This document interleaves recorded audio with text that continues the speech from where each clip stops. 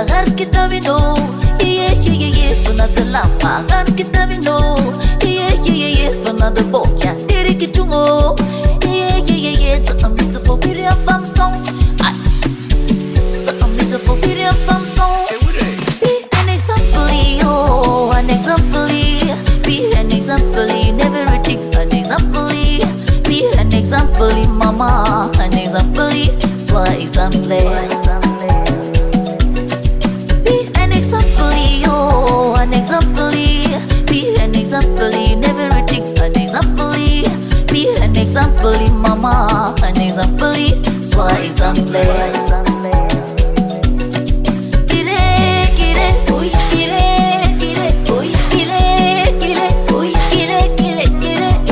In anything you do, mama do I'm fine. In anything you do, brother do I'm fine. Fais la différence, sois la référence, maman quitte sur l'ordinaire. Sois exemplaire. Tout foi, Martin Tamoko. Francis Ngannou, the predator. In anything you do, make you be an example. Anything you do. Photo d'arrivée. In your ministry, like Papa Ito.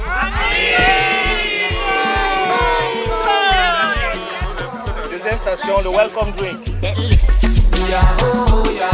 Like Lukong Nelson, Professor Joseph Mobanga, Professor Ajumi, Kaifaduru, Jerome Stephen, Bashumas. be an example, oh, an example, be an example, never repeat an example, be an example, mama, an example, sois exemplaire.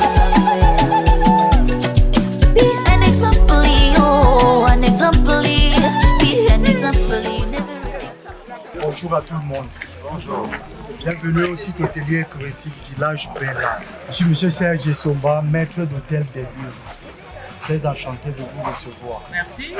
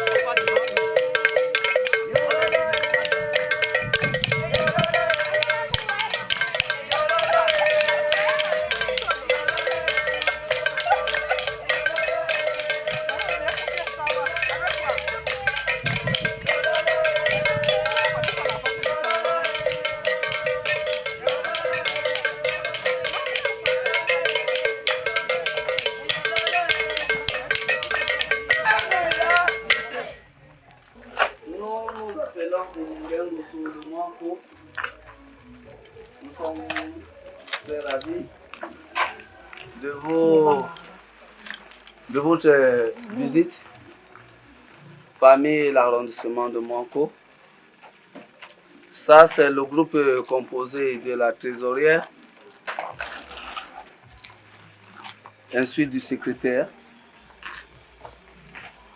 ensuite la secrétaire adjointe, ainsi que la trésorière adjointe. Moi, je suis un chef de protocole. Et pas toute la population qui sont là, mais il a fallu qu'on vous l'accueille. Parce que le soir, le show que vous aurez, vous dépassez.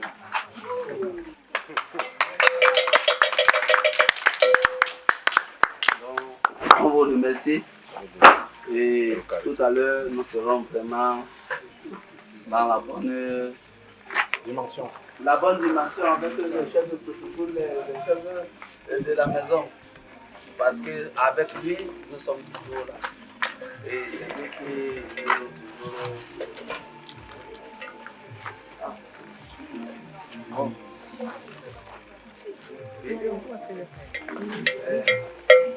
Vous savez, en casquette, on ne doit pas une personne, mais parmi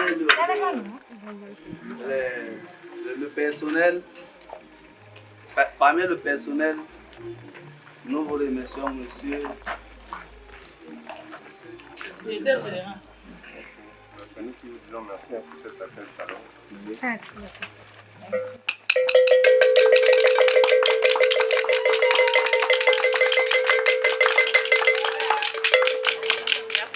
Dans 15 minutes précisément, il faut qu'on se retrouve au resto. Je pense que le resto... Voilà, là où il y a la musique. Nous sommes de grandes personnes, on ne va pas se perdre. Donc après le déjeuner, nous allons à la salle de conférence. Et le DG va nous entretenir.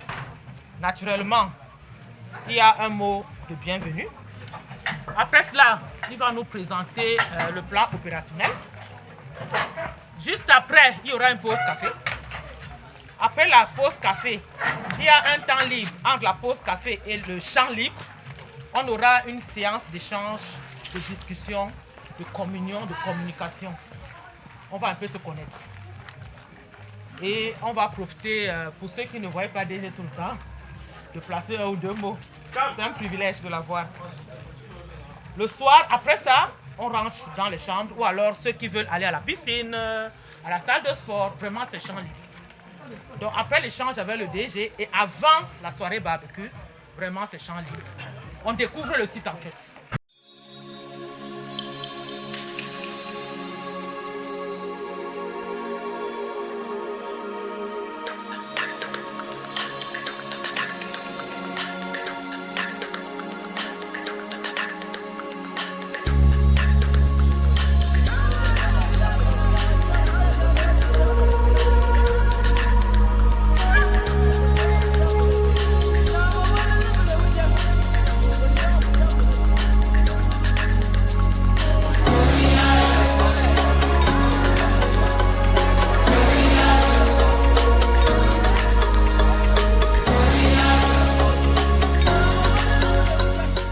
La pasta leadership, la pasta professionnalisme, la pasta responsabilité, la pasta esprit d'équipe.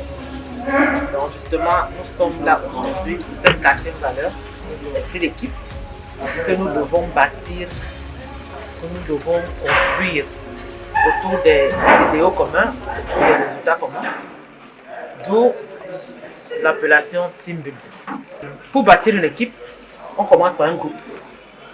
Mais il faut migrer du groupe à équipe. Parce que le groupe, c'est un ensemble de personnes, c'est un groupement de personnes. Mais une équipe, c'est ces personnes qui se mettent ensemble pour produire les mêmes résultats, pour assumer ces résultats, pour être solidaires, pour créer une certaine proximité afin d'avoir tous la même idéologie et la même direction. Donc c'est l'objectif majeur de ce team building dont le slogan est mobiliser toutes les équipes, toutes les forces pour le challenge 2024. Vraiment, faisons une pause. L'exercice qu'on est en train de faire sur les 2 jours, ce n'est pas que de la balade. Profitons, amusons-nous. Donc là, on va faire un petit exercice de 30 minutes. C'est simplement se présenter, ce sera la première. Et la deuxième partie, je vais vous présenter un peu quelles sont mes ambitions en tant que DG, mes attentes vis-à-vis de nous. Bon, premier exercice, tout le monde debout.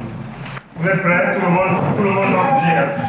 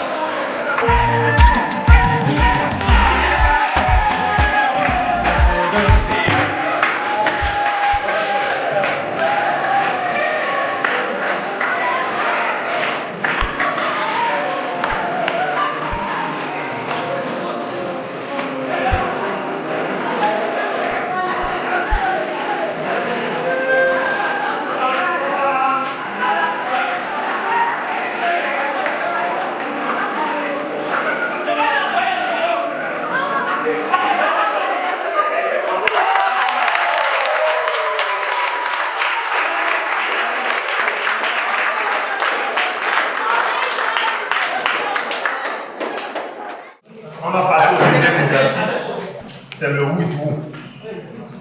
Donc c'est chacun qui va se présenter, mais ce que je souhaite c'est que vous donnez votre nom, votre fonction, vous parlez un peu de votre expérience professionnelle, on n'a pas besoin de rentrer dans tous les détails. Vos forces, vous estimez que c'est quoi vos forces? Vous parlez un peu de vos fiertés professionnelles si vous avez des exemples. Puis la dernière chose, ce sera les ambitions de réalisation. Regardez quelle est la finalité, c'est vraiment de se connaître. Déjà nous-mêmes, quand on parle de force.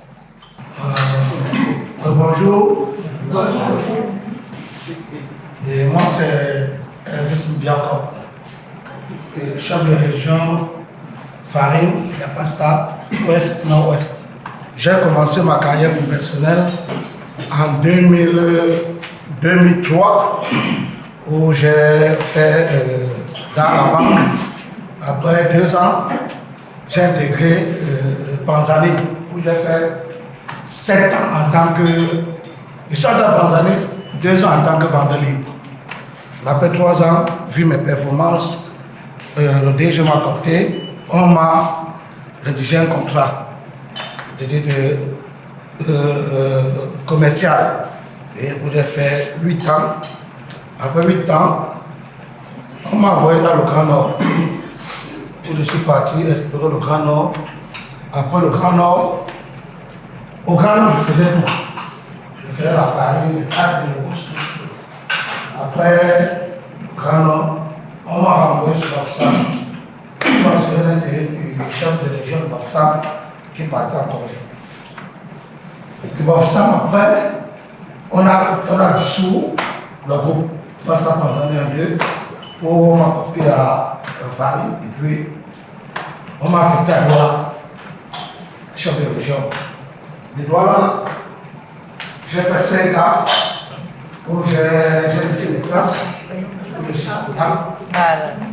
Et après, Douala, on m'a renvoyé à Bafsa, où je suis depuis 2 ans et demi, presque 3 ans. Mais ce qui m'a marqué à la pasta, c'est la pasta fait l'équipe est jeune, commençant par notre directeur général, c'est une force pour nous. Et à la pasta, il y a une stabilité. Ce n'est pas comme ailleurs, parce que la pasta, il faut oser. Tant que tu n'oses pas, tu ne vas pas prendre. Il faut commettre que je crois tomber et se lever. Tomber n'est pas une fois en soi. Et avec cela, ça m'a permis de grandir. Je suis fier aussi, d'une part, c'est parce que j'ai eu à former beaucoup de mes enfants qui sont entrés, sont montés à la pasta, d'autres sont ailleurs. Et ça fait une fierté pour moi. Super. Et qu'est-ce que tu veux réaliser en 2024?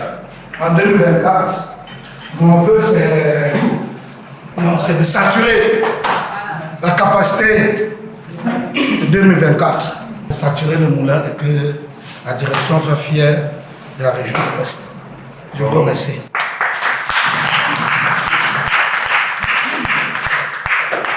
Bonjour tout le monde. Je suis Calvin Peuplé. Je suis chef de région Centre-Sud. J'ai intégré la pasta le 18 février 2013 comme mandat à pied. 1 an plus tard, je suis passé comme superviseur food service. 1 an plus tard également, j'ai été promu au poste de responsable marché mix dans la gamme Bazar Gambéré.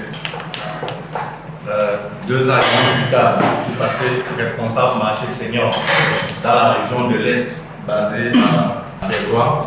Et essentiellement, 9 mois plus tard, on a ouvert le recrutement de chef de région Grand Nord, où j'ai été recruté comme chef de région Grand Nord. Le Grand Nord, à cette période-là, comptait l'Est, l'Adamawa, le Nord et l'extrême Nord. Donc je couvrais les 4 régions. Et depuis février 2021, je suis chef de région Centre-Sud. L'une de mes fiertés, c'est mon passage premièrement à l'Est, quand je suis allé à l'Est en tant que responsable marché senior. L'Est, je me souviens, l'Est ne réalisait pas 2 camions de farine, c'est-à-dire 1200 sacs par mois. L'Est ne réalisait pas vraiment 1200 sacs par mois. Nous avons travaillé à recruter d'abord le client Seydou Bakary qui existe aujourd'hui. Au terme de l'année 2019, Seydou Bakary est passé de censurement 1200 sacs qu'on faisait à l'époque à censurement 10 000 sacs. Et après Seydou Bakary, nous avons identifié 3 autres gros clients qui font la fierté de l'Est aujourd'hui, à savoir Daouda Bobo, qui fait sensiblement 14 000 sacs aujourd'hui, Ibrahima, le comte IBH, qui fait aujourd'hui également la fierté de l'Est avec 1800 sacs par là, et Salidayo, qui fait également dans les 3 camions aujourd'hui. Donc globalement, l'Est qui ne faisait pas 1200 sacs hier, aujourd'hui, le chef de région actuel peut le confirmer, c'est une région qui fait dans les 30 000 sacs aujourd'hui. Donc je suis tout de même fier d'avoir contribué à la croissance fulgurante de cette région-là. Une autre de mes réussites, c'est d'avoir déniché un client comme Mamad Ousmane, qui fait aujourd'hui dans les 6 000 sacs. Je me souviens, c'était un client qui faisait exclusivement à Fiza. Et aujourd'hui, il fait 6 000 sacs chez nous. Naturellement, à Yaoundé également, on peut être tout de même fier à Yaoundé. Parce que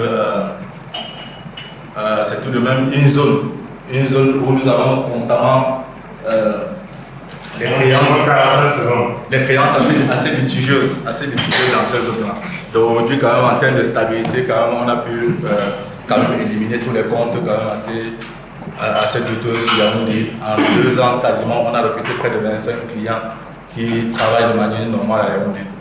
Donc, une autre de mes ambitions cette année, c'est de, premièrement, comme tout le monde, réaliser mes objectifs de vente qui sont de 504 000 sacs cette année, ce qui représenterait une croissance modeste de sensiblement 15% sur les relations de l'année dernière. Donc, voilà ce que je peux dire.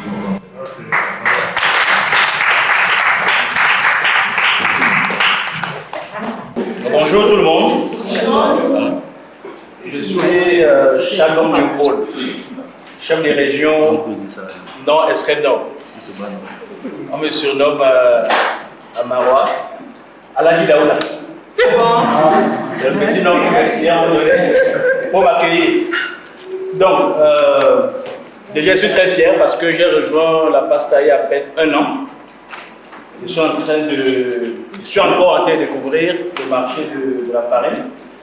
Et comme expérience professionnelle, avant d'arriver dans le groupe, j'étais chez le concurrent, j'étais chez Broly, comme trade marketing manager. J'y ai passé pratiquement 3 ans avec pas mal de challenges contre Tanzanie parce que je travaillais sur les pâtes alimentaires. Donc j'entre dans le groupe Cadiz par Tanzanie, où je travaille d'abord comme trade marketing et après je passe chef de région. Ensuite, comme force, je dirais que je suis un gars qui ne baisse pas les bras, je ne lâche pas. J'ai une très forte capacité d'adaptation. Fierté professionnelle, je dirais que dans le commerce, je suis parti du plus bas niveau, c'est-à-dire vendeur à pied. J'ai fait la vente malgré le diplôme que j'avais. J'ai préféré commencer cette vente au plus bas de l'échelle. Donc je suis passé vendeur à pied, commercial, chef secteur. Et puis je suis allé au trade marketing. À Broly, une des fiertés que je peux relever, c'est que je fais partie de l'équipe qui a relevé le défi. Nous avons fait 4 milliards pour la première fois. Jusqu'ici, je pense que nos photos sont affichées. Donc, chez Panzani, la deuxième fierté que je veux relever, c'est que j'ai assuré l'intérim de façon très brusque du directeur commercial, décédé il y a 5 ans, et l'entreprise n'a pas fermé ses portes. Donc, je pense que je me suis battu, j'ai maintenu le chiffre à niveau. Et aujourd'hui, je me retrouve à la Pasta, où les débuts n'ont pas été très faciles dans la région du Nord et de l'extrême Nord. Donc, les chiffres étaient un peu mitigés, il fallait s'adapter et il fallait compenser les volumes perdus par le décès d'un de nos gros clients, pratiquement 45% de la région. Donc aujourd'hui, on s'est battu, on a essayé de relever la pente et directement, ça rentre dans les ambitions. Nous avons été orientés vers Crébi. Je pense que le challenge, nous avons été prévenus, sera très relevé cette année. Donc l'ambition première est de saturer l'usine de Kribi. Je vous remercie. Moi,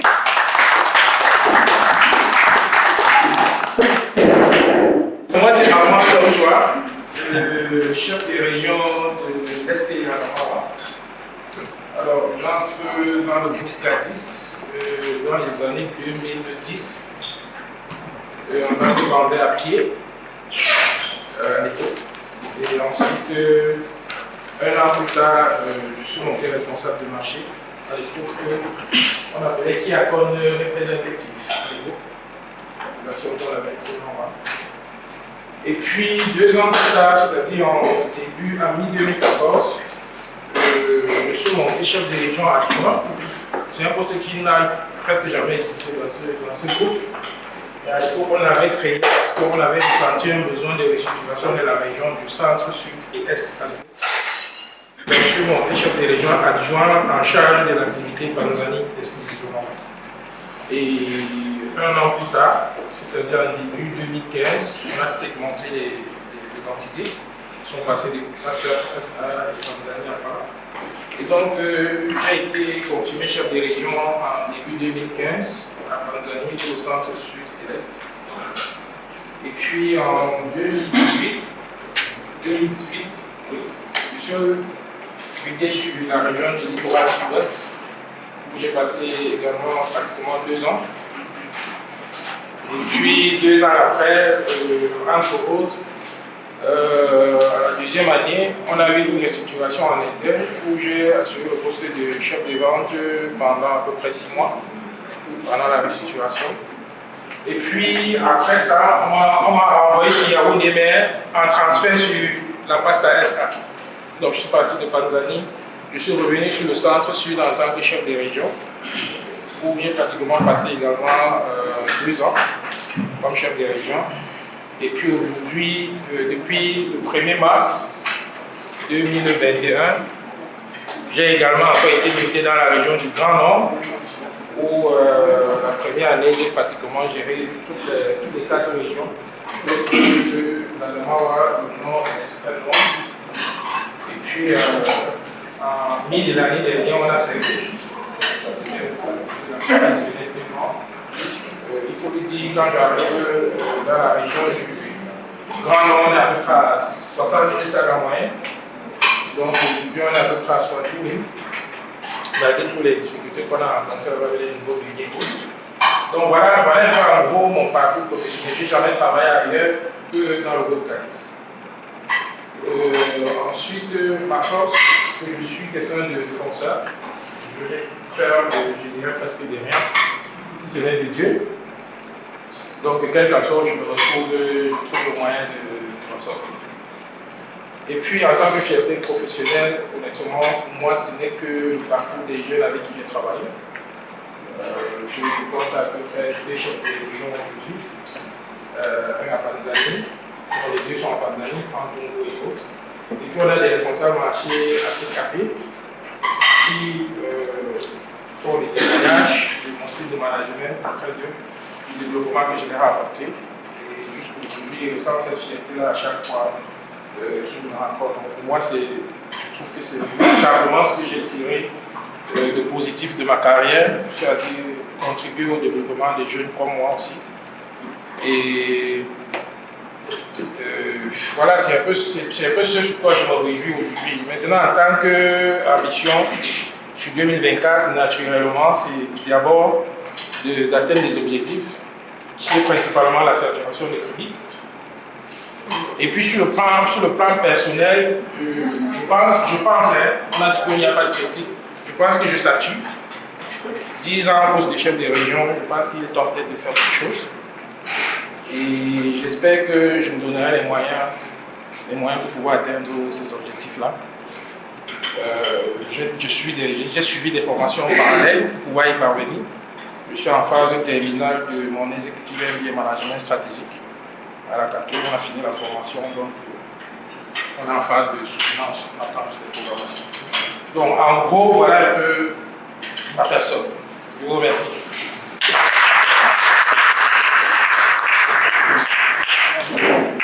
Merci, merci. Ok, moi c'est Prince Limbé. Je suis à Président de notre pays, comme j'ai dit, ça fera 3 ans. Mais avant la PASTA, j'ai d'abord fait 3 entreprises. C'est la 4e boîte où j'ai eu à travailler. Donc, j'ai commencé par Michelin Cameroun en 1997, lorsque je sortais fraîchement de l'école, j'ai été recruté. J'ai fait 6 ans à Michelin, d'abord comme assistant commercial, ensuite comme représentant technico-commercial. Après, j'ai travaillé dans la division contrats internationaux de Michelin avant de partir là pour aller à Guinness Cameroun, Diadio, comme chef de vente aussi sur Douala. Donc, j'ai occupé le poste pendant 2 ans et demi. Et après, j'ai donc bougé pour Frisan Campina. Beaucoup connaissent plus le produit. Le produit est plus connu que l'entreprise. Le produit, c'est le lait pic, en fait. Bonnet rouge pic. J'étais d'abord, je suis arrivé en 2006 comme responsable commercial régional de l'Ouest. J'y ai passé 2 ans. Ensuite, j'ai été muté sur Douala comme responsable régional de la région littorale sud-ouest. Avant de passer chef de marché sur Friesland. Qu'est-ce que je peux dire comme expérience marquante de mon passage chez Friesland? Particulièrement, c'est que j'ai eu à réaliser le meilleur chiffre d'affaires. Le meilleur chiffre d'affaires que l'entreprise a eu à réaliser au Cameroun. C'était en 2015. Nous avons fait 15 milliards de chiffre d'affaires. Ça n'avait jamais été atteint jusqu'aujourd'hui. J'ai les informations. Ça n'a pas été atteint jusqu'aujourd'hui. Donc, en fait, comment c'est arrivé? C'est juste que on avait un seul distributeur national qui couvrait très bien la région du littoral, de l'ouest, un peu Yaoundé. Le nord était saturé par la contrebande qui venait du Nigeria. Donc, il fallait trouver un moyen de renforcer. Là, on avait des opportunités de développement. Et là, nous en avions, c'était au centre-sud et à l'est. Et là, on a pointé un deuxième distributeur là-bas, à qui on a octroyé ce marché-là. Et on a dopé nos ventes, ce qui nous a permis de pouvoir atteindre ces chiffres-là. Maintenant, pour ce qui est de mes ambitions par rapport à cette année particulièrement, la première, c'est de pouvoir reconquérir notre position dans les boulangeries, le canal boulanger sudois. C'est vraiment un objectif prioritaire pour nous, que nous repositionnons. Là, nous avons été il y a quelques années dans le canal boulangerie. La deuxième, c'est de pouvoir se rapprocher des ASSO pour ce qui est du canal Beignet, en termes de distribution, mais également en termes de part de marché, toujours sur Douala.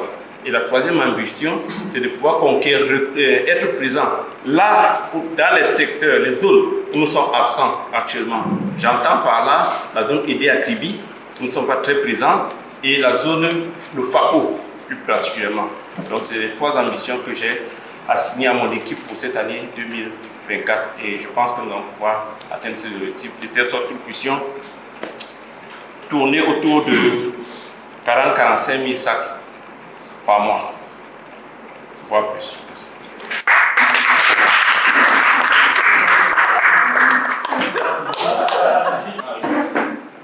Moi, je suis François Feu, superviseur SIDO depuis bientôt 4 ans à la minoterie UMS. Comme expérience professionnelle, je vais déjà commencer après l'école. J'ai commencé par le groupe Yacianco, où je suis entré comme magasinier. J'ai fait là-bas pratiquement 1 an, 6 mois. J'ai eu la chance, la pasta est née, et discrètement, je suis venu à la pasta. Je suis arrivé à la pasta 2 semaines pour attendre les premiers sacs de semoule. Dans le tout premier sac de semoule de l'histoire à pasta, j'ai fait 2 semaines pour attendre, et c'est moi qui l'ai reçu. C'est l'histoire.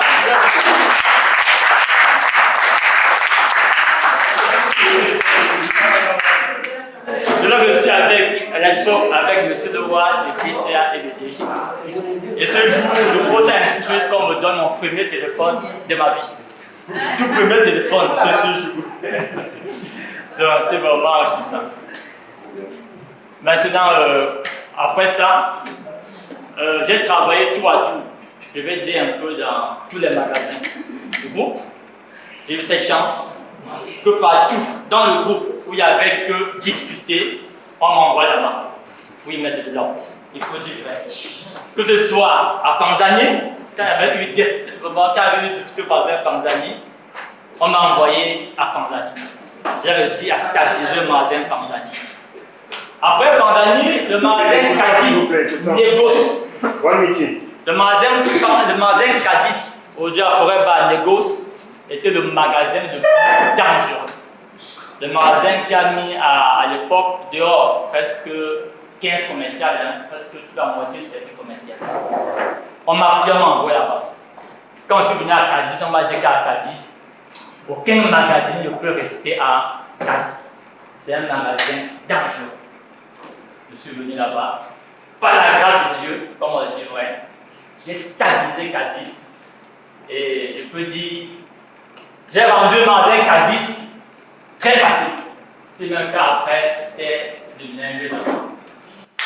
Et après ça, aujourd'hui encore pas. C'est même à travers Cadiz que j'ai eu la promotion d'aller au niveau de l'UMS.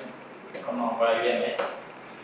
Et maintenant, comme mes forces c'était la détermination. Ça, détermination. Ce n'est pas peur de l'utilisation. Je suis déterminé. La concentration dans ce que je fais. Dans le sport, ce qui m'a aidé beaucoup à Cadiz, c'est la concentration. Je suis transféré à la production pour être chef de département production où je quitte Sagri en 17 mars 2023 avec fierté professionnelle pour la Sagri G2. Pour 10 ans de fonctionnement, j'ai pu réaliser des objectifs, le record des objectifs annuels jusqu'à je quitte Sagri. Et deuxièmement, j'ai pu optimiser la capacité de la production à 100% pour l'année 2022. J'ai rejoint PASTA en 17 mars 2023. Mes forces professionnelles actuellement pour la PASTA, je peux dire deux. La capacité d'analyser un dysfonctionnement ou une situation difficile qui peut amener les améliorations. Deuxièmement, la capacité de travailler avec une équipe et ressortir dans l'équipe leur force pour atteindre les objectifs. Fierté professionnelle pour la PASTA, pour le moment, je peux dire pas seul, ensemble avec les collaborateurs, on a mis en place un système qui peut collecter les données nécessaires pour analyser une situation et amener les améliorations. Et pour les ambitions de 2024, comme François vient de dire, qu'il veut réduire les pertes en blé. Je pense que ça c'est ensemble avec moi. Donc pour 2024, à la PASTA, nous allons réduire le coût de non-qualité, à savoir au niveau perte blé, au niveau perte farine ou bien les produits non conformes. Donc ça c'est mes ambitions pour 2024.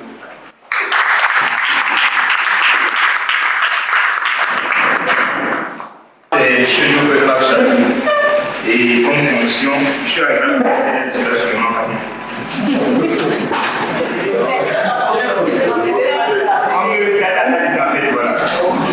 excusez. Bon, comme expérience professionnelle, j'ai travaillé en tant que développeur API, c'est-à-dire boutique back-end du site web, parce que je suis un site web. Du coup, j'ai développé un back-end de web binaire pour la société Family Corporation. Après, je suis devenu, après un an, je suis allé à Romandie où j'étais data analyst et j'ai optimisé les années là. C'était pas vraiment ça en fait. Donc du coup, pour ma force, en fait, je suis quelqu'un de, j'aime le challenge parce que la première année, c'est que je présente et je travaille en même temps. Et je suis quelqu'un de déterminé en fait. Donc tout la fierté professionnelle. Un jour, j'ai demandé à Madame Dessala si elle voulait vraiment une data analyst en fait. Elle m'a fait comprendre que je dois répondre. Donc du coup, elle m'a envoyé un fichier des arrêts pendulaires. Moi, je ne sais pas si c'est bon. Je suis resté, j'ai donné à 3 heures ce soir pour mettre en place en fait un dashboard d'analyse d'arrêt pendulaire. Je ne sais pas si vous l'avez déjà. Donc du coup, ça serait en fait d'optimiser les arrêts pendulaires et connaître la quantité d'espace perdu par arrêt pendulaire. Du coup, le numérique, c'est pas le Voilà. Et comme ma mission, j'aimerais déjà, de toute façon, c'est qu'on a une masse donnée qui va quand même faire un étude du temps. Donc, je pense que migrer c'est la rapport à BI, vu que c'est le cloud, ça peut prendre plusieurs données. Et aussi, j'aimerais utiliser Belia, c'est-à-dire Python, pour pouvoir faire des pétitions dans les années à venir, avant qu'on arrive sur ça.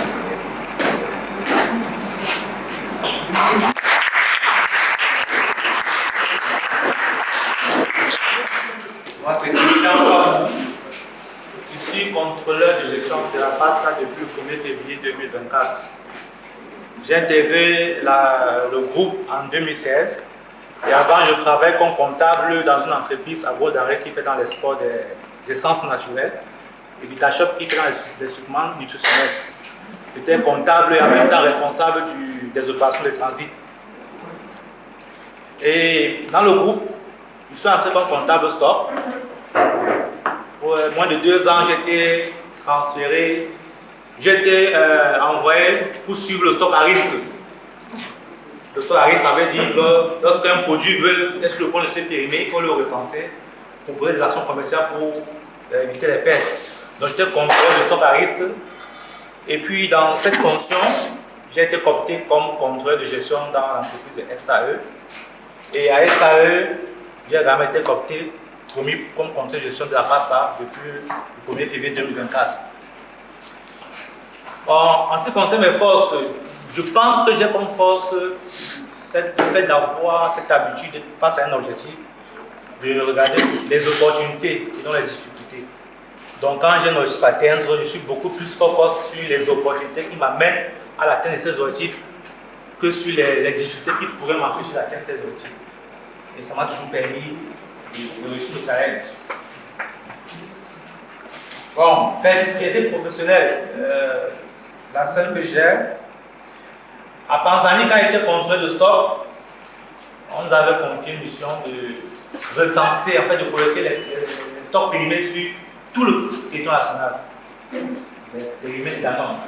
Et c'est une étude qui devait faire 2 mois en principe. Donc, j'ai rejoint le projet en moins de 10 jours pour son terme. Et l'enjeu était qu'il fallait réussir les gens pour que l'entreprise bénéficie d'une note de 400 millions dans l'exercice en cours. Si on ne réussissait pas, on devait reporter la note de débit, ça devait nous apporter un coût financier parce que l'entreprise prenait dans ses fonds pour compenser les clients avant que le fournisseur lui remboursait.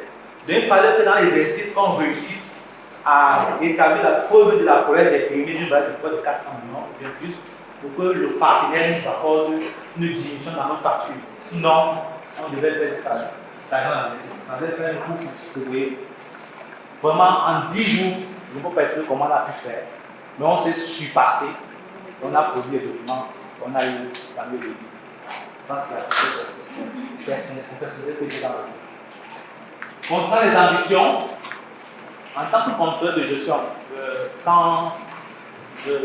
moi, en tant qu'analyste, je me rends compte que dans un milieu concurrentiel, les entreprises n'ont plus de marge de manœuvre sur les prix. La seule opportunité qui s'offre aux entreprises, c'est la réduction des coûts. Parce que les prix sont imposés par le marché. Donc mon rêve serait que, en tant que contrôleur de gestion, que ma valeur ajoutée soit d'aider l'entreprise à optimiser le niveau des coûts. Qu'on réduise même si c'est 50 ans par sac, c'est beaucoup. Ça, c'est mon rêve en fait. C'est mon challenge que je me suis fixé pour gagner une table. Je vous remercie.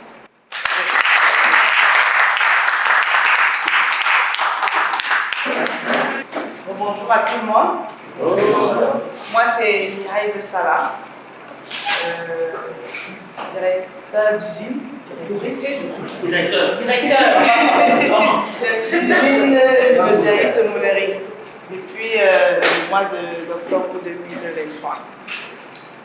Précédemment, j'étais directeur qualité au niveau du groupe, où j'ai fait, je crois, 8 ans en tant que directeur qualité. Et où j'ai eu à, enfin, je ne sais pas s'il faut revenir plus loin que ça.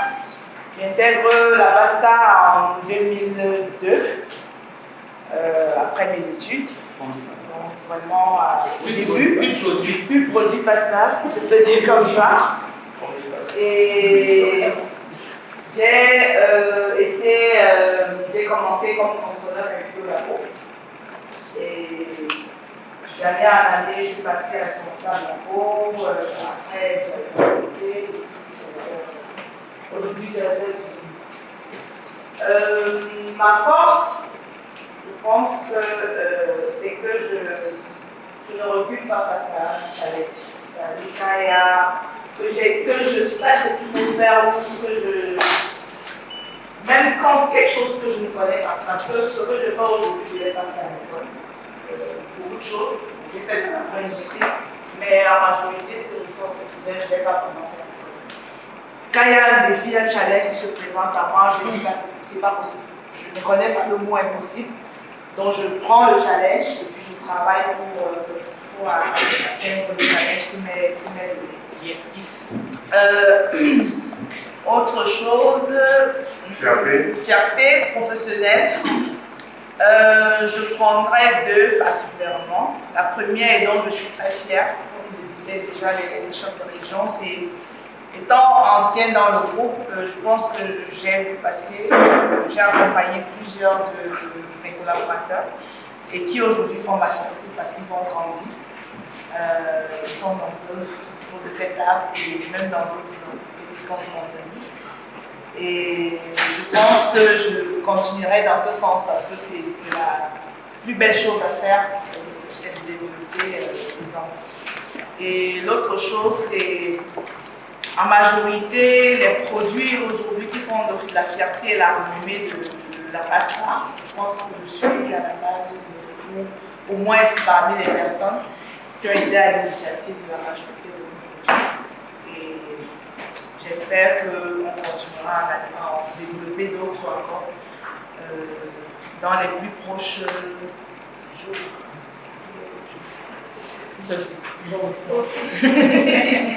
Ok. Ambition pour 2024. Ok. Je vais juste prendre un seul. Parce que l'usine que je prends aujourd'hui, il a plus de 20 ans. Il est structurellement un peu éprouvé. Et il est question de lui redonner un petit coup de peps. Donc mon grand challenge en 2024, c'est de pouvoir transformer structurellement et visuellement UMS, que ça ressemble encore à une belle usine. Et aussi dans le fonctionnement, transformer nos habitudes et nos manières de travailler, surtout dans la responsabilité.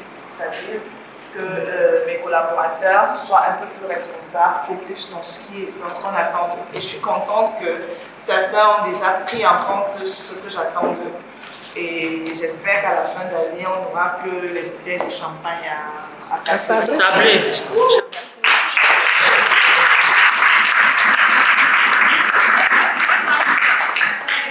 J'ai commencé le 10 août 2002. C'était facturation. Et je facturais en même temps les pâtes, la farine et le lait. Et il fallait gérer les agences. Et voilà, c'était pas facile.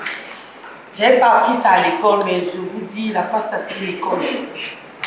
C'était pas facile. Je me rappelle au début, quand je rentrais je portais le matin, rentrais le soir à 21h. Il y avait la nourriture là et dormir, je préférais dormir parce que fatiguée. Mais quand même, aujourd'hui, je suis fière. Ça m'a rendue forte. Et en 2008, on m'a passé ADV. Mais avant ça, d'abord, quand on a racheté Tanzanie, ça a un peu allégé parce que maintenant, on facturait les pâtes et le lait du côté de Tanzanie. Donc, je suis restée uniquement farine. Et ma fierté, c'est que j'aime le travail bien fait. Et je suis rapide. C'est-à-dire que dès qu'une commande, quand on a fait des on me dit, mais attends, c'est comment? Je dis, je suis là pour travailler, moi je ne viens pas jouer. Et puis je suis fière parce que j'aime rendre service. Donc quand les gars travaillent, je suis tout entière d'encourager, machin. Et puis ma fierté, c'est que quand je les regarde aujourd'hui comme ça, je vois à mon tour, je suis contente, très contente. C'est pour ça qu'ils m'appellent la maman et tout. C'est vrai, je gronde et tout, mais en fait, c'est pour les amener à travailler, à ne pas. Quand je dis, mais c'est quoi, c'est comment et tout. Donc, c'est un peu ça, quoi. Et que je chauffe, je ne m'en cache pas. Quand ça va pas, il faut que je te dise. Parce que je ne veux pas garder pour te garder rancune. Moi, je te dis quand ça va pas. Et après, c'est passé. Je dis que après ça, le travail, et après, on passe à autre chose. Et bon, pour 2024, je souhaiterais mieux accompagner mes collaborateurs, enfin que nous saturons vraiment. Que ce soit crédible, que ce soit bon. C'est mon souhait.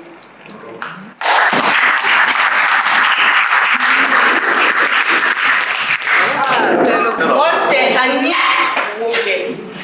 Je suis nouvelle, ça fait bientôt 3 mois que je suis entrée dans le groupe.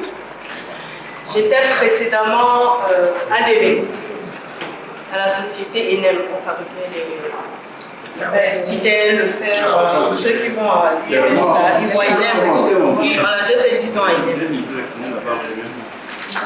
Ce qui nous amène à ma précédente expérience. Donc, je suis entrée à ENEM comme assistante du DG. Au bout d'1 an, on peut dire, la DGA s'est rendu compte que je m'ennuyais à mon poste. Alors, on a créé le poste d'attaché commercial. À l'époque, à ENEM, le service commercial, c'était juste le directeur. Les devis étaient dans la barrière de signature. Il n'y avait aucune procédure, aucun document, aucun chrono, rien du tout. Donc, on a créé ce poste, je suis descendue. On a créé ensemble le service commercial, ça s'est bien passé. On a créé commercial export pour la zone CEMAC. On a embauché, ça s'est bien passé. En 2017, nous sommes montés à DV, moi et ma collègue. On a continué à travailler jusqu'en 2022, j'ai quitté la boîte. Mes forces, à chaque fois, je passe toujours dans des postes créés. Tous mes postes, toute mon expérience professionnelle, c'est des postes créés. Donc, je pense que ça a forgé en moi l'amour du challenge. Donc, que je veuille ou pas, si je m'en sors, si je veux m'en sortir à ce poste créé là, si je veux satisfaire mes bosses, je suis obligée de relever les challenges et ça m'a forgé dans ce sens. Ambition 2024, je suis nouvelle à la Pasta Kribi. Mon ambition est de faire bien le poste, de maîtriser les attentes et d'aider mes collègues qui sont à la production à créer et à fabriquer les meilleures farines de la pasta. Madame de Salano, nous vous aimons. C'est tout, merci. Moi, c'est Henriette Zorcam, chef de vente à la pasta depuis mai 2023. Mais je suis arrivée à la pasta comme chef de région en avril 2022. Et la pasta, c'est ma 5e entreprise. J'ai une expérience dans le secteur brassicole, dans le secteur agroalimentaire, dans le secteur de l'imprimerie. Mais j'ai essentiellement occupé les postes en rapport avec la vente, responsable des territoires, gestionnaire des grossistes, des distributeurs, en charge du développement des canaux spécifiques comme Modern Trade. J'ai également travaillé dans le trade marketing comme brand experiential, comme customer marketing experience, customer marketing exécutif. Donc, c'était essentiellement apporter le support aux commerciaux et au marketing pour mettre en place des activités marketing et commerciales qui avaient une valeur ajoutée pour le client. Parce qu'avant, le marketing montait des activités qui étaient difficilement appliquées sur le terrain. Il y avait souvent des écarts dans la compréhension des besoins des distributeurs Et lorsqu'on a monté le poste, la section du Customer Marketing, on a fait appel à nous, quelques-uns qui avions l'expérience du terrain pour travailler aux côtés du marketing. Et j'ai également eu quelques expériences en marketing dans le lancement des produits et dans le développement, la restructuration des départements commerciaux. Dans mes forces, je pense que je suis proactif, j'ai une forte capacité d'adaptation, j'ai la capacité de trouver facilement les solutions, je développe beaucoup mes collaborateurs. Quoi encore? Je suis assez polyvalente. Au Cameroun, j'ai fait 7 mises en service de 7 stations de traitement d'eau potable et mon dernier poste était ici à Kribi.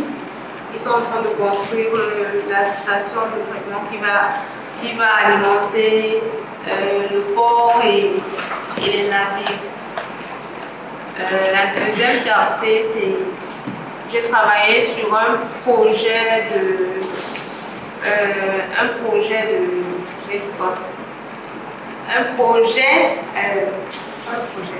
on cherchait à acquérir un client au Ghana. Donc j'ai fait des études sur le terrain et au final, au bout de l'étude, on a pu acquérir le marché et le projet est actuellement en cours, ils sont en train de l'achever. Comme force, je dirais que je suis quelqu'un j'ai une intégration facile, je suis positive. Je suis quelqu'un de positif parce que peu importe la situation, je ne m'alarme pas. Pour moi, c'est ok, voilà ce qui est là. Maintenant, il faudrait. On fait comment pour en sortir en fait. Toujours à chercher des solutions et non s'habituer sur la situation. Donc, principalement, je dirais que c'est ça. Et comme ma fille dit souvent, mon sécu, elle dit souvent que j'ai le cœur des grands mères. Voilà. C'est tout. Donc, trop de farine sur orienté, objectif et challenge. Comme ambition, pour l'année 2024, je vais aller. Il y a beaucoup, je vois que les conventions disent saturer. Ils veulent saturer. Et il faudrait les accompagner, il faudrait que nous soyons alignés dans l'objectif de saturation. Donc, il faudrait qu'on sature en quantité, mais aussi en qualité. Donc, il faudrait que tous les produits qui sortent de Kribi soient des produits de qualité. Et on a, étant une usine jeune, non seulement parce qu'elle est nouvelle, mais aussi l'effectif est essentiellement jeune. Donc, le challenge aussi est de faire intégrer la culture, l'esprit qualité en chacun des membres de l'équipe pour qu'ensemble nous puissions, remédier aux défaillances et optimiser au maximum le processus pour atteindre nos objectifs. Donc, on va s'assurer ensemble.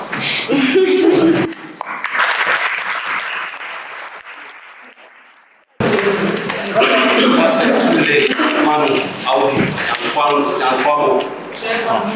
Voilà, je précise. Oui, certains m'appellent toujours un de nom, d'autres m'appellent Père Soul. Soulburger, bref.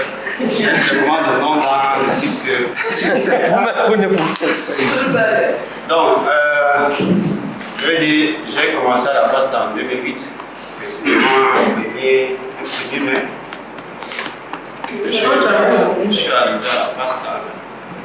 Le 1er mai, on ne travaille pas. Je suis rentré. Donc j'ai commencé comme technico-commercial.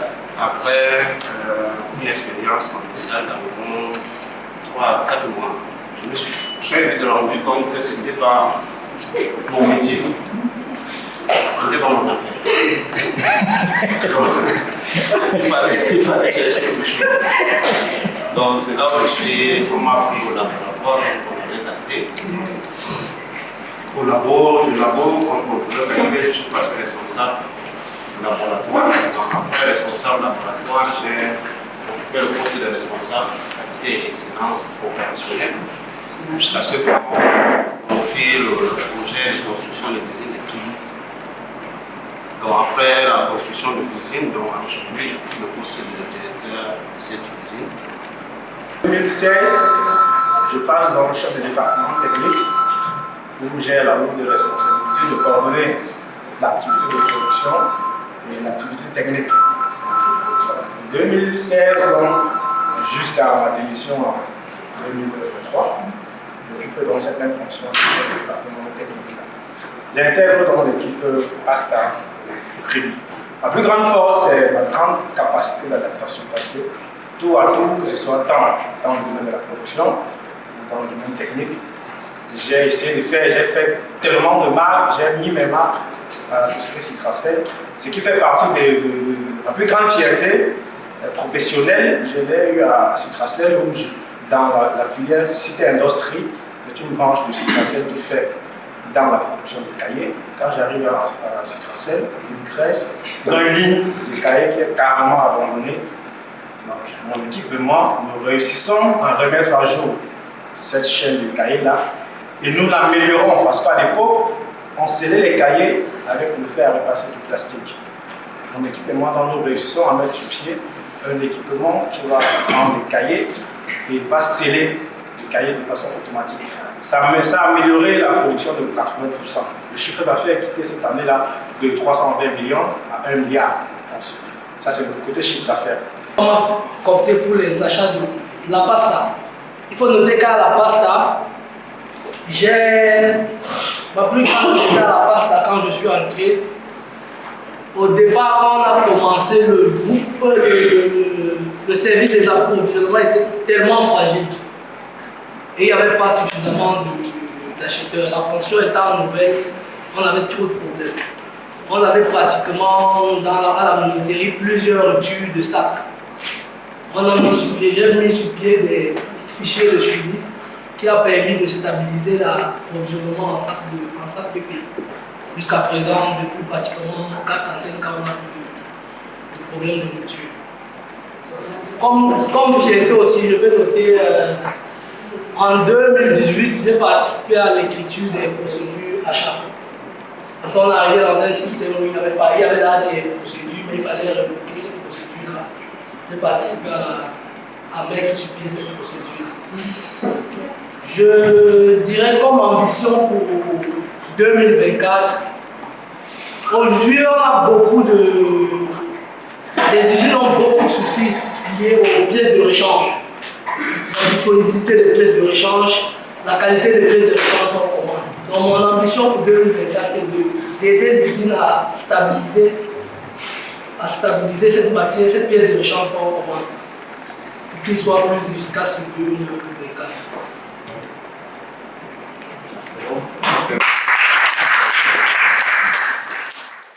Je suis Christelle Dika, superviseur QHSE de la pasta minoterie depuis juillet 2019. Alors, expérience professionnelle,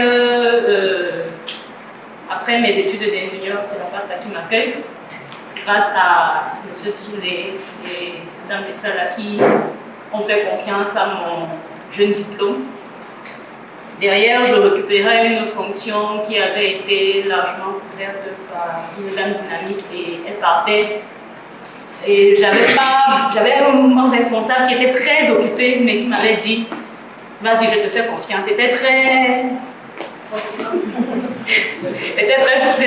difficile de me faire confiance, mais M. Souley était l'une des personnes qui, avec son calme, m'a dit « Vas-y ».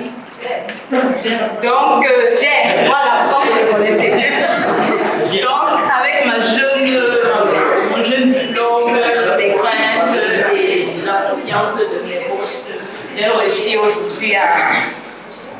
à m'intégrer dans un monde où il y a beaucoup de personnes qui ont plus de 18 ans d'expérience. L'une de mes forces, c'est justement l'esprit d'équipe. Je pense que je travaille beaucoup en équipe avec tout le monde ici. Je suis quelquefois très obstinée, comme je le dis, mais c'est souvent quand je pense que c'est le bon chemin, je vais tout faire pour démontrer que c'est cela, et après je vais accepter d'autres potentialités sur lesquelles je suis en train de m'améliorer. Parce qu'on ne peut pas toujours avoir le meilleur, il faut aussi avoir le middle pour au fur et à mesure grimper sur le meilleur résultat. Je suis aussi je vais passer comme fierté professionnelle qui m'a aussi valu quelques problèmes, c'est d'avoir réussi à mettre dans le tableau de bord comme indicateur de départ de feu, mais qui a réussi à faire en sorte qu'on achète en ce moment les brosses pour les appareils à cinéma.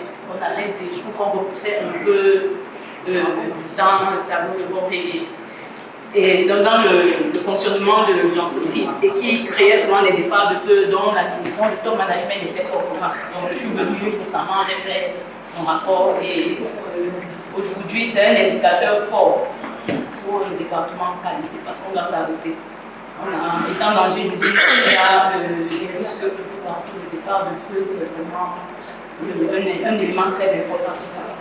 On revient sur les bonnes pratiques, rappeler aux personnes ce qu'il y a à faire et toujours ne pas perdre de vue en fait cet aspect.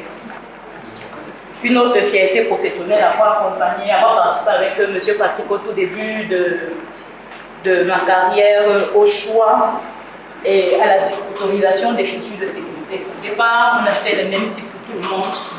Et un jour, on était à la réflexion, on a dit pourquoi est-ce qu'il ne faut pas choisir en fonction des types de travaux? Pourquoi est-ce qu'il ne faut pas peut-être donner le meilleur à la maintenance qui est tout type, qui sont partout, et essayer de chercher une entrée de gamme? Je ne sais pas si ça a fait des économies dans ton budget, mais aujourd'hui, je pense que chacun dans les zones de travail sont plutôt satisfaits de ce qu'ils ont. Et quand il y a des retours ou des difficultés sur un produit, ils sont à l'écoute, ils viennent, ils remontent, on travaille avec les achats pour améliorer la mise à disposition du meilleur matériel de sécurité.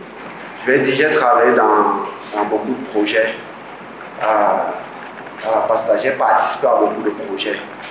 Parfois, comme je dis, c'était des projets sur lesquels je me disais souvent, j'ai jamais fait ça à l'école, je ne m'y connais pas, mais je vais encore profiter de l'occasion pour dire merci à Mme Messa et M. Souley, parce que souvent, genre, tu vas faire ça et on ne veut pas savoir si tu es. Ça te pousse à aller chercher, ça te pousse à apprendre de nouvelles choses. Donc, j'ai participé à beaucoup de projets. Et comme ambition pour l'année 2024, nous sommes une usine jeune et on a un outil qui est encore neuf. Donc notre ambition, c'est au-delà de produire, de saturer le moulin, c'est surtout d'avoir des coûts de production préférentiels. En termes de production, nous voulons donner la meilleure farine, mais au coût le plus bas possible. C'est ce que nous donnons pour 2024. Merci.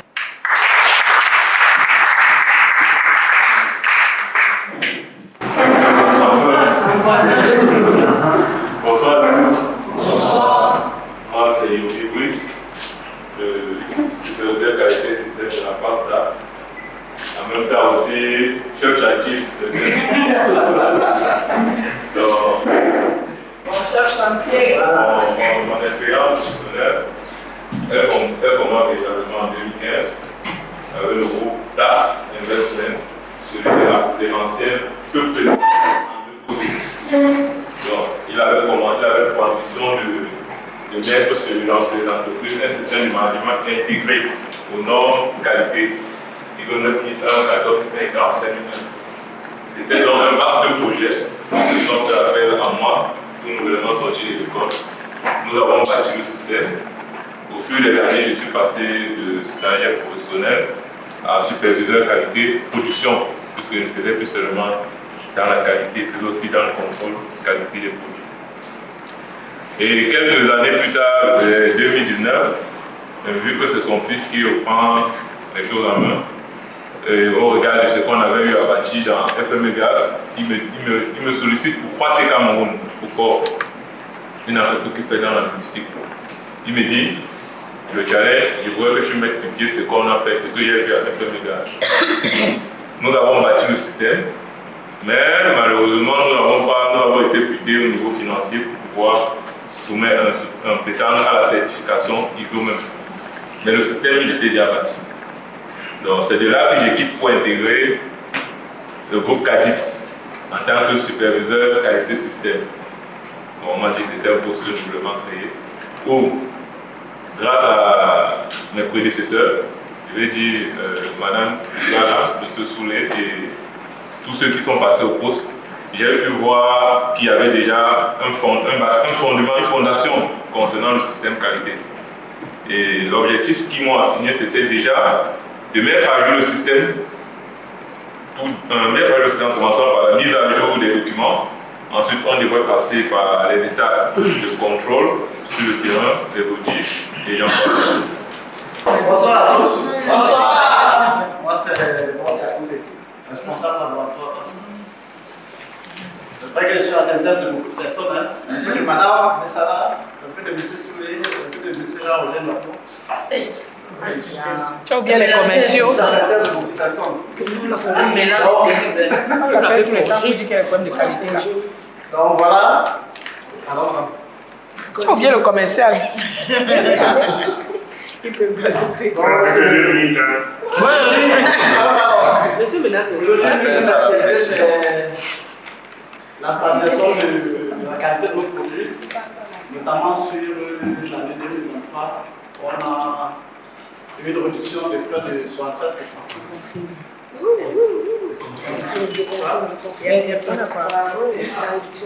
Et comme point fort, aujourd'hui il y avait tout ce qui s'est passé dans le marché du blé, avec toutes les procédures d'optimisation qu'on avait en interne. Aujourd'hui on a quand même une panoramique sur les différentes origines de blé. Donc on a quand même maîtrise sur les origines de blé et corriger ces différents blés, ça ne conduit pas beaucoup de problèmes. Au magasin, par l'animal aussi. Mais force, je dirais que je suis quelqu'un de très déterminé. Voilà. Et rigoureuse. Moi qui ai été professionnel, j'ai eu la chance de rencontrer les aînés professionnels qui m'ont beaucoup parlé. Tout à l'heure, M. François a cité les chefs magasins qui arrivent à fournir. Moi, il m'a cité.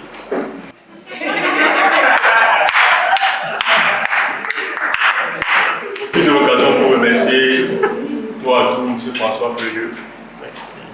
M. Atazor Prosper, M. Charles Egoué et tous les autres que j'oublie.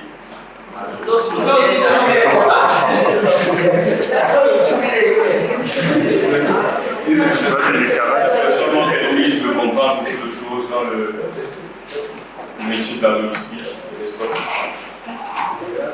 Ce qui m'a permis de me démarquer au niveau du magasin par l'Anipal et ce qui m'a permis de me retrouver à cause de la version de stock et la logistique de la passe à Bonsoir à tous.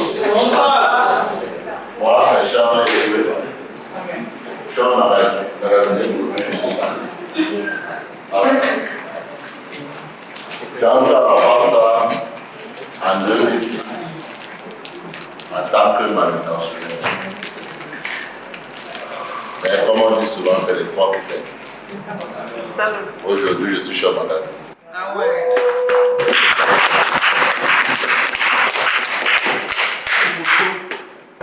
J'ai beaucoup cherché parce que je n'ai pas appris au magasin, à l'école. Moi, je suis un menuisier. Comme expérience, j'ai travaillé dans une société à Yaoundé, à la Syrie, où j'ai été machiniste. Après 3 ans, la société a fermé. Je me suis retrouvé à Douala. Bon, j'ai fait mes preuves, tout le monde a vu. Et comme l'a si bien dit, je suis passé dans ses bras. Quand il y avait une nomination, parce que ce n'était pas comme maintenant, quand il y avait une nomination, c'est le travail qui n'a pas comprimé.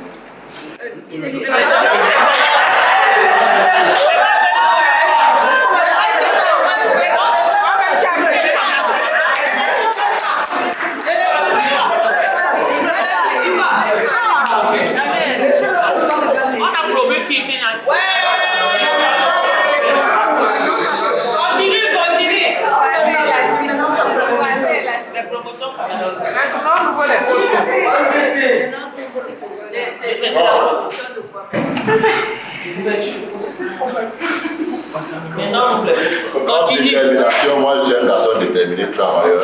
C'est ça qui a valu ce que je suis. Et tout. Pour ma fierté, je suis fier parce que j'ai accompagné beaucoup d'entre mes collaborateurs qui sont aujourd'hui magasiniers également. Par exemple, celui qui est à Kribi et moi l'achat. Il y a beaucoup qui sont en formation en également. Après ça, je ne suis pas là. Il faut se nous soutenir. C'est ça. Bon, pour mes ambitions, pour l'année 2024, c'est d'éviter au maximum les attentes cette année. C'est le challenge de cette année.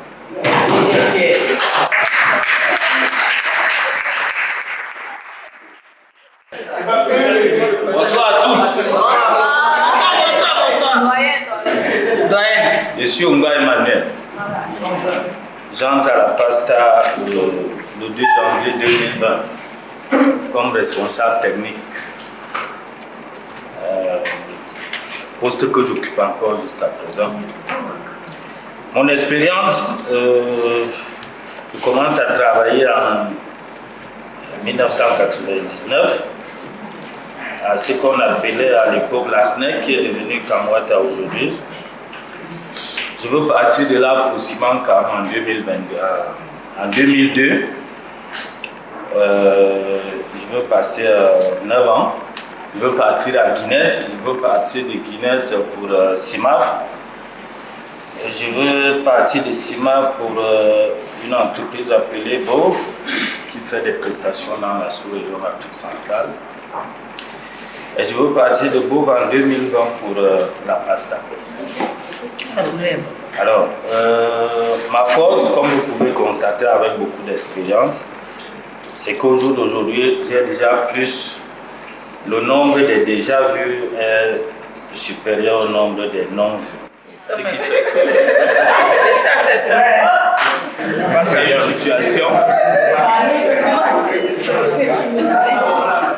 face à une situation, ça rappelle quelque chose qui avait déjà été vu. Et très vite, je vais vers la solution.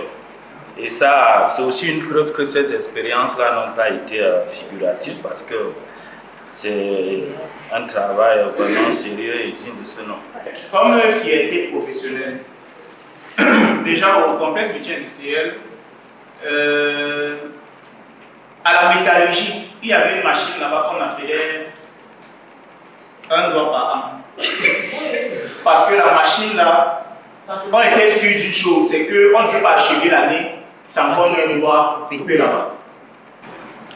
Et quand je venais d'arriver, j'étais à la plasturgie, on m'informe qu'un opérateur vient de se faire couper le doigt encore à la métallurgie. Je demande à aller à la métallurgie. On se rappelle de cette machine, c'est une machine qui faisait les cavaliers, vous voyez les trucs des tôles là. Voilà. Et j'appelle le responsable de maintenance. Je dis, moi je ne vois pas pourquoi il faut qu'on trouve une solution par rapport à ça. Donc ensemble on a réfléchi et on a trouvé un système qui empêchait même le gars déjà de venir insérer la pièce avant de pouvoir actionner la machine. Jusqu'à nos jours, je n'ai plus jamais suivi, je reste même en contact avec certaines personnes là-bas, mais je n'ai plus jamais suivi qu'on a eu un cas On a débaptisé la machine. Là, c'est zéro droit par an là-bas. Ça me plaît. Maintenant, à la pasta, c'est vrai que j'intègre l'équipe beaucoup plus pour la gestion du chantier. Et ma plus grosse fierté là-bas a été le jour où on tenait un briefing. Le directeur d'usine est venu à ce briefing et il nous a dit: je suis fier de vous. Nous avons livré ce chantier sans accident de travail. Nous avons beaucoup applaudi et au fond de moi, je me disais encore, voilà, on a essayé de faire les choses de manière. Et pendant ce chantier, il y a pas mal de petites choses qu'on a essayé de mettre en place. Je profite encore de l'occasion pour lui dire merci au lui parce que quand je regarde tout ça, je me rends compte que c'est tout ça qui a contribué à avoir l'espace sport, que ce soit la mise en place des meilleurs employés safety et tout. Et je me rappelle que quand c'était les meilleurs employés du mois, il partait lui-même acheter un cadeau personnel qu'il venait remettre à l'employé. Vraiment, c'était vraiment magnifique, on peut dire ainsi. Et voilà, on a pu livrer ce chantier avec ce sport et on engage donc maintenant l'activité de production. J'intègre la pasta en septembre 2019 en sortant du secteur bancaire. Quand j'intègre la pasta, ce qui me marque, c'est que quand j'arrive au poste à la trésorerie, le nerf de la guerre, le blé, j'ai les échéances qui datent encore de 2016, 2017, 2018. Donc le challenge, c'était 0 vertu. Quand j'ai eu la discussion avec ADG, c'était 0 vertu. Et on finit par l'année avec les échéances de blé non payées. C'est pas question. Donc en 2019, on a eu le taux de retard, mais on a réussi en 2020, à partir de 2020, à payer toutes les échéances de blé. C'était notre plus grosse fierté en cette année-là. Maintenant, les choses vont mieux. Les fournisseurs, les retours des fournisseurs, ils sont satisfaits. Et on a aussi réussi à avoir certains délais pour les fournisseurs à l'étranger sur, par exemple, les aménagements. On est passé de 60 à 90 jours. Donc, ça, c'est une fierté. Et au niveau des banques, en fait, c'est le ping-pong. Parce qu'on est très regardant sur les frais financiers. Donc, ce qui fait que les réclamations se font au jour le jour. Ça ne traîne pas. Et généralement, moi je gagne, je ne paie pas. Dans les conditions. Assistant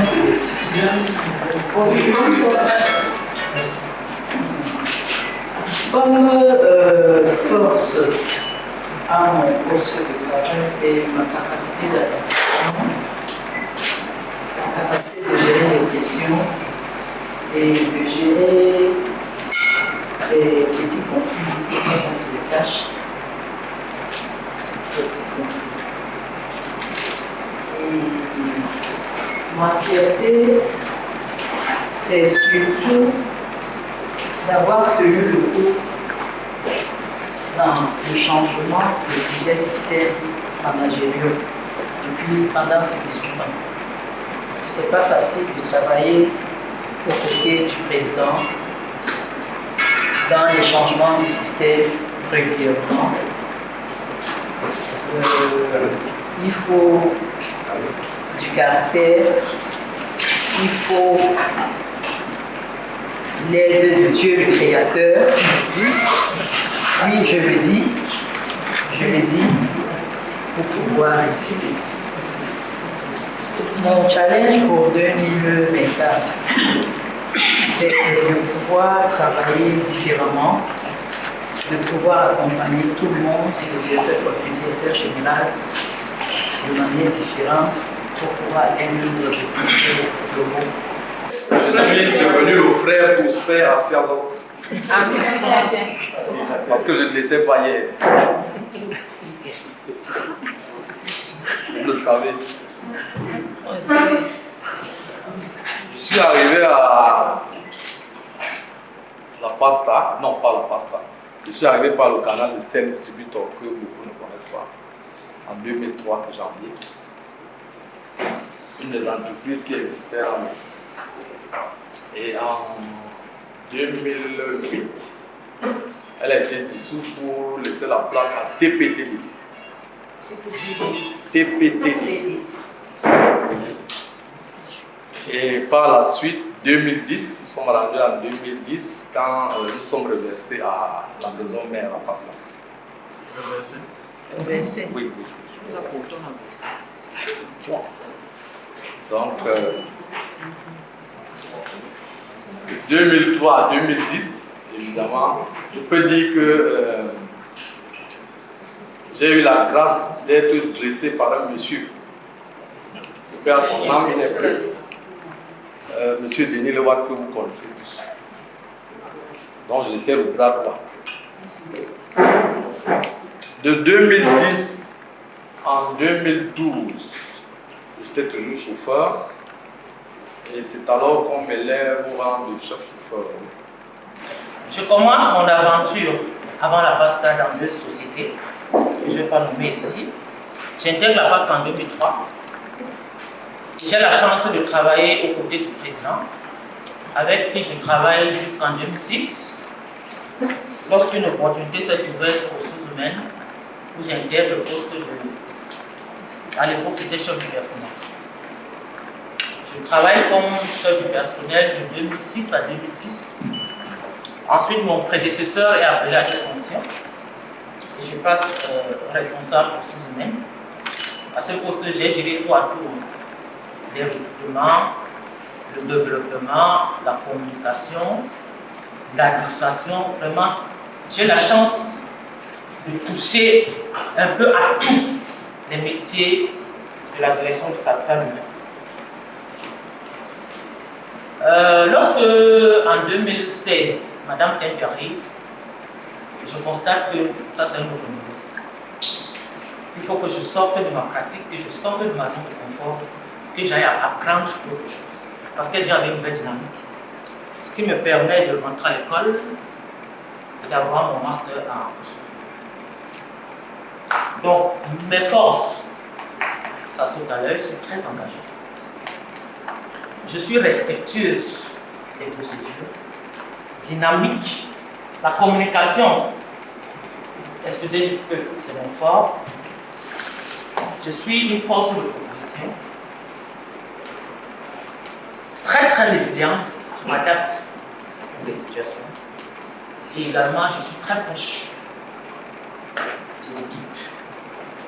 Et aussi, j'essaie d'apporter des solutions, même quand je suis à la maison. Il y a des problèmes ou des problématiques qui me sont posées. Donc moi, j'ai commencé ma carrière dans une agence marketing où j'étais en charge des études de marché, en gros consommateur et puis études économiques. Donc après ça, j'ai rejoint Simancam comme analyste marketing. Donc je suis dans le département marketing. Et puis une année après, j'ai été expatrié en France, au siège du groupe Lafarge, où j'ai passé quelques années à l'audit interne. Donc notre boulot en fait c'était d'aller dans les différentes filiales du monde, auditer les process. Ce n'est pas les trucs financiers, c'est vraiment les process, la maintenance, les achats, c'est les ventes et tout. Donc après le siège en France, j'ai une opportunité, on m'a muté aux États-Unis, où j'ai fait la logistique. Une année et puis 2 années, j'étais performance manager, tout ce qui est commercial. Après, déjà à la fin de la 2e année, le groupe a vendu la filiale pour laquelle je travaille. Donc on m'a remuté ailleurs au Canada cette fois-là, où je suis rentré un peu dans mon domaine, d'abord comme assistant du directeur des ventes, donc j'étais le second de la direction des ventes, et après je suis reparti dans la logistique. Donc après le Canada, je suis revenu au Cameroun où j'ai été directeur de la supply chain. Donc service client, logistique et une partie des achats. Après la supply chain, j'ai été directeur de la transformation commerciale parce qu'on se retrouvait dans une situation un peu difficile. On était parti de 75% de part de marché à 29% de part de marché. Donc ça, le groupe nous a imposé un programme, un projet de transformation commerciale et puis on m'a donné la direction du projet. Quand le projet s'est achevé, j'ai pris le marketing, comme directeur marketing et après comme directeur de métier, comme une petite filiale dans la compagnie qui s'appelle Econos. C'est de là que je pars pour la pasta. Ce que je considère comme force, c'est le benchmarking. En général, quand j'ai une question qui se pose, j'appelle 2, 3, 4 personnes. Je cherche à savoir ce que les autres ont déjà fait, les solutions, et puis un peu comme Emmanuel disait tout à l'heure, il y a des personnes qui ont déjà vu pas mal de choses. Quand vous êtes confronté à une situation, vous cherchez ces personnes-là. Moi, c'est ce que je fais. L'autre force que j'ai, c'est le people development. C'est un peu ma passion aussi de motiver les gens. Et je crois tellement à la ressource humaine. Je pense que quand on a une bonne ressource, on peut dormir tranquille. Mais les choses se font quand même facilement. Et puis, celle que je pourrais citer comme la troisième, c'est la vitesse. Moi, en général, je vais vite. Honnêtement, quitte des fois à me tromper, mais je vais très vite. J'estime que quand on est dans certains marchés, on a des gens qui réfléchissent beaucoup, on a de bonnes personnes. Il y a une belle vidéo de Jack Welch que je voulais vous faire passer peut-être demain matin. C'est une vidéo de 3 minutes. Je ne sais pas si vous savez qui est Jack Welch. C'est l'ancien CEO de General Electric. C'est le gars qui a fait des miracles dans ce qu'on appelle le management des entreprises. Donc c'est la vitesse d'exécution. Donc ça, c'est mes forces. Bon, mes fiertés, je pense que j'en ai quelques-unes. Je vais citer 2. La première, c'est la toute dernière. C'est le ciment hydro que vous voyez peut-être sur le marché. C'est ce que j'appelle mon bébé. Hydro, c'est vraiment de l'idée jusqu'à la mise sur le marché. Ça m'a pris 9 ans. Beaucoup de déceptions, beaucoup de DG qui ne voulaient pas entendre parler de ce truc. Pourtant, j'y croyais avec deux de mes collègues. Et puis un jour, un DG arrive comme ça et dit pas, let's go. Et c'est comme ça qu'on met ça sur le marché. Aujourd'hui, on le voit dans tous les quincailleries, même celles qui n'achètent pas le ciment. La deuxième, je vais parler d'elle comme une petite anecdote. Quand j'arrive aux États-Unis, je suis à la logistique et je me rends compte que stratégiquement, Lafarge aux États-Unis a un produit, un ajout qu'on ajoute au ciment, qu'on broie. C'est un peu comme les améliorants ici. Et c'est un byproduct, un peu comme le son. Un sous-produit de l'industrie, d'une industrie sidérurgique. Et donc ce produit-là est mélangé au ciment et pour faire d'autres produits. Ce que le groupe Lafarge fait, c'est que le groupe Lafarge stratégiquement, pour empêcher ses concurrents de mettre la main dessus, achète toutes les réserves du pays. Sauf qu'à un moment donné, il se retrouve avec des stocks de près d'une centaine de millions de dollars. Ça commence à être lourd, il n'y a pas de cash, ça retient la trésorerie et puis se demande mais qu'est-ce qu'on va faire avec. Donc j'arrive étant la logistique, j'entends parler du truc, je commence à m'intéresser à ça, parallèlement à mon job, je lis, bon j'aime lire, je parle avec des étudiants, je lis des mémoires pour savoir un peu, je ne suis pas technicien, je ne suis pas ingénieur, à quoi ça sert ce produit, comment on peut l'utiliser. Et je me rends compte qu'il y a deux industries qui utilisent ce produit. Les fabricants de foam insulation. Foam insulation, les mousses, les isolants, ouais, c'est ça. Il y a eux et puis les fabricants de tapis. Et donc j'en parle à mon chef qui en parle au développement, recherche et développement, il s'intéresse à la question. Et il se rend compte que finalement, c'est un potentiel marché, quoi. Et c'est comme ça qu'il commence à acheter le produit et les réserves commencent à baisser. Donc un jour, mon patron m'appelle, il me dit "Keep good, we are really proud of you. On veut te dire merci. Voilà un chèque." Honnêtement, je ne m'attendais pas à ce qu'on me donne un chèque. Et il me donne le chèque dans son bureau, tout de suite, je regarde, je vois $5 000. $5 000. Mais je veux sauter au plafond. J'étais tellement content parce que je ne m'attendais pas à ça. Je rentre le soir, je dis à ma femme, mais tu ne vas pas croire. Elle me dit quoi? Je dis, tu sais, le truc que je faisais depuis là, les gars m'ont donné $5 000. Comme ça, bonus. Elle me dit, ah bon? Elle me dit, non, c'est pas vrai. Je prends le chèque, je lui donne. Et 10 minutes après, elle me dit, est-ce que tu as lu le chèque? Je dis, ouais, 5 000 $. Elle me dit, non, c'est pas 5 000 $, c'est 50 000 $. Mais comment ça, 50 000 $? Je prends le chèque, je dis, peut-être qu'ils ont fait une erreur. Et je vois donc le montant en lettres, $50,000. Et pour moi, jusqu'aujourd'hui, c'est resté gravé. C'est pas l'argent, mais c'est l'argent, c'est bien. C'est le fait d'avoir cherché. Donc, c'est un peu ça. Donc, ça, c'est mes. Alors, mes ambitions pour 2024-2025, j'en ai 3. Je vais commencer par la dernière. La troisième ambition pour moi, 2024-2025, c'est de faire de la pasta de Apple de la farine. Apple de la farine. Si parmi vous, les gens connaissent Apple seulement par les téléphones iPhone, qu'on soit à l'usine, qu'on soit à la trésorerie, qu'on soit à la maintenance, je vous invite vraiment à lire sur Apple. J'ai vraiment envie que d'ici 2025, quand nos clients parlent de nous, qu'ils parlent d'une entreprise qui est à part dans le secteur. Parce qu'on est innovant, parce qu'on tient compte de la demande, parce qu'on tient compte de leur satisfaction, tout ça en gagnant de l'argent. Quand vous regardez les marges qu'Apple se fait sur ses téléphones, sur ses montres, sur machin, et c'est des choses qui sont possibles ici. Des fois, on n'y croit pas, mais c'est possible. Donc ça, c'est ma première ambition. La deuxième, j'en ai déjà beaucoup parlé, donc je vais passer très rapidement. Mais c'est de faire une compagnie, de cette compagnie, une compagnie qui est vraiment agréable à travailler à vivre.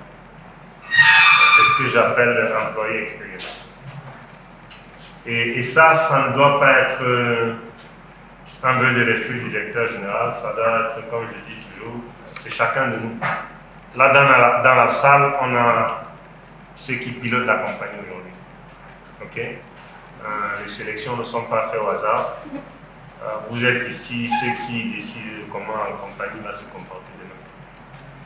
Donc vraiment, chacun à son poste doit contribuer à ce qu'on ait une compagnie où, comme Imran Bari disait pour Total, les gens se lèvent à 5h30 du matin, ils ont envie de foncer au bureau. OK? Parce qu'il y a cette passion-là, parce qu'il y a cette envie de travailler, parce qu'on est content quand on arrive au bureau. Donc vraiment, ça, ce sont mes 3 ambitions sur les 2 années qui viennent. Et quand on dit 2025, c'est le résultat. Donc ça commence aujourd'hui. Ça commence aujourd'hui. Et comment on fait pour y arriver? C'est ce que moi j'attends de vous. J'ai mis 10 choses que j'attends de vous. La première chose, c'est le mindset. Je vais résumer ça en ce que je dis à ceux qui bossent avec moi tous les jours. C'est move from yes but to yes. Je sais pas, il y a quelqu'un qui a dit ça tout à l'heure. C'était Chamoki. C'est moi. Peut-être, ouais. Il faut vraiment qu'on. Je suis pas en train de dire qu'on n'a pas le bon mindset. Hein. On a le bon, mais il faut qu'on aille encore au-dessus. Il y a quelqu'un qui disait à chaque fois que j'ai une situation, je ne regarde pas la difficulté, mais je regarde l'opportunité de la situation. Je pense que c'est peut-être Christian. Ouais, oui, non. Donc vraiment, we have to change our brain. On doit avoir le mindset de gagnant. Des gens pour qui il n'y a aucune porte qui est fermée. La deuxième chose, c'est la résilience. Vous savez, sur le terrain, je prends le cas des commerciaux, c'est pas facile. C'est pas facile. Vous venez vous rencontrer un client, vous lui faites une belle offre, il vous jure que ce n'est que la pasta, c'est vous tournez le dos, bam. C'est le camion du concurrent qui garde devant son magasin. Donc, ce n'est pas facile. Les usines, pareil. Je vois chez l'IMS, chaque jour, vous avez un nouveau truc qui arrive. On doit être résilient. On doit être coriace. On doit se serrer les coudes. On doit être fort. Donc, c'est la résilience, la deuxième chose. La troisième chose, j'ai déjà parlé un peu. Vous voyez les éclairs, là, je mets les images. Si on avait le temps, j'allais demander aux gens de dire ce que c'est, mais comme on a le temps. Là où on va prendre le dessus sur les gens, c'est la vitesse. C'est qu'on aura toujours un cran, pas d'avance sur. À chaque fois, dès qu'ils ne réagissent pas, on est déjà dedans. Alors, ensuite, c'est Team Spirit. On doit travailler en équipe. On a chacun ou chacune des faiblesses, mais on a des forces aussi. Si on les met ensemble, sky is the limit. Ok? Ensuite, results. Je pense que ça, c'est très important. Le sujet dont je voulais qu'on parle demain, justement, c'est action contre le résultat. Vous allez voir, moi, je suis très orienté résultat. Les gens qui sont seulement dans l'action, c'est bien faire de l'action, mais le résultat encore mieux. Ok? À chaque fois que je pose une action, je dois me demander, mais à quoi ça a servi ce que j'ai fait? Est-ce que l'input que j'ai donné de l'autre côté a servi à quelque chose? Si je m'arrête seulement à, bon, on m'a dit que mon travail c'est de prospecter, je prospecte et je remplis ma fiche et c'est fini. Non, qu'est-ce que ma prospection a produit? Donc on doit vraiment être orienté résultat. Results, c'est important. Ensuite, bon, c'est boîte à idées, machin, créativité. J'ai envie de dire que c'est là où je vous attends le plus. On doit être créatif, et super créatif, à tous les domaines de l'organisation. Dans toute la chaîne de valeur, on doit être créatif. Non seulement pour nous-mêmes, mais même pour notre écosystème. Nos parties prenantes, on doit être créatif. En logistique, en production, dans les produits, dans la digitalisation, dans la sécurité. Si vous avez des idées, allons-y, essayons des choses. Alors, impact. Dans la présentation tout à l'heure, si ce n'était pas un dessin, je vous ai demandé, vous êtes fiers de quoi, c'est quoi vos réalisations? Vraiment, que ce soit dans la vie personnelle ou professionnelle, je pense que si on veut donner un sens à nos vies, c'est avoir l'impact. On doit impacter les gens et les choses. Il faut qu'on laisse des traces pour demain. Ensuite, personal development. On doit apprendre. Honnêtement, vous avez beaucoup de gens avec le Cameroun de manière générale qui ont fait de grosses études. J'ai un bac plus 5, j'ai fini mes études il y a 20 ans. Je n'ai plus jamais rien eu. Je n'ai plus jamais fait une certification. Même une formation en ligne, je n'ai plus jamais fait. C'est normal que dans mon domaine, je sois dépassé. Honnêtement, chacun de nous doit penser à son propre développement.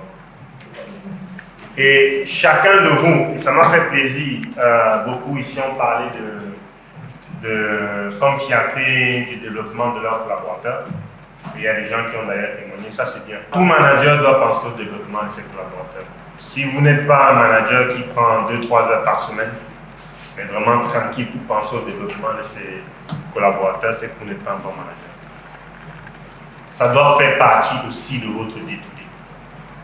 Vous devez prendre la liste de vos collaborateurs, un après un, pensez à en quoi ils doivent se développer, comment ils doivent se développer. Regardez comment est-ce que vous accompagnez vos collaborateurs dans le développement. Et puis de toute façon, c'est vous qui sortez bénéficiaires de toute façon. Vous savez, quand vous avez des gens qui savent ce qu'ils ont à faire et qui le font, ça vous libère. Ok? Donc vraiment, personal development. Après, bon, l'image ne se voit pas bien, mais c'est decision making. Decision making. On doit apprendre aussi à prendre des décisions. D'accord? Des fois, en tant que manager, on doit prendre des décisions qui sont difficiles. Et il faut les prendre. D'accord? Pour le bien de tout le monde, il faut les prendre.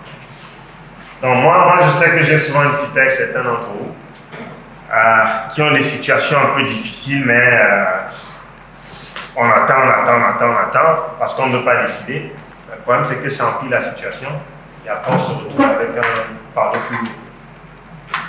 Ok? Décision difficile ne veut pas dire qu'il faut forcément virer les gens, c'est pas ça que je parle. Non.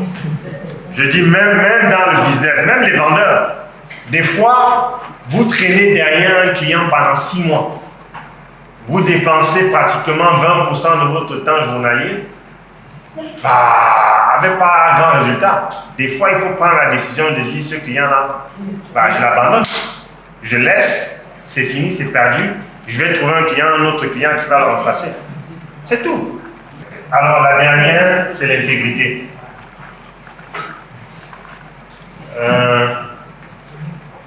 L'intégrité. Moi, je vais insister dessus. Je préfère prévenir tout le monde. C'est une valeur à laquelle je tiens beaucoup. Et je ne suis pas exempt de quoi que ce soit, mais je tolère très rarement les écarts en matière d'intégrité. Je préfère les gens qui sont transparents, qui veulent un avantage, qui sont transparents. L'intégrité pour moi ne passe pas. Je préfère vous prévenir. Si vous renseignez mes anciens collègues et tout, c'est le genre de choses pour lesquelles je prends une décision très rapidement. Malheureusement, on ne peut pas faire du vrai business sans intégrité. Ça, c'est mes attentes vis-à-vis de vous. J'imagine que vous avez aussi beaucoup d'attentes vis-à-vis de moi. Et il n'y a rien de difficile dans ces 10 choses-là. Et je pense que avec ce qu'on est, avec ce qu'on a, si on a ces choses-là, honnêtement, je ne vois pas quelle... C'est pas... Je ne me surestime pas ou je ne nous surestime pas. Mais même seulement l'ancienneté dans le secteur, la taille de la production aujourd'hui devrait nous permettre de maintenir un certain niveau de leadership.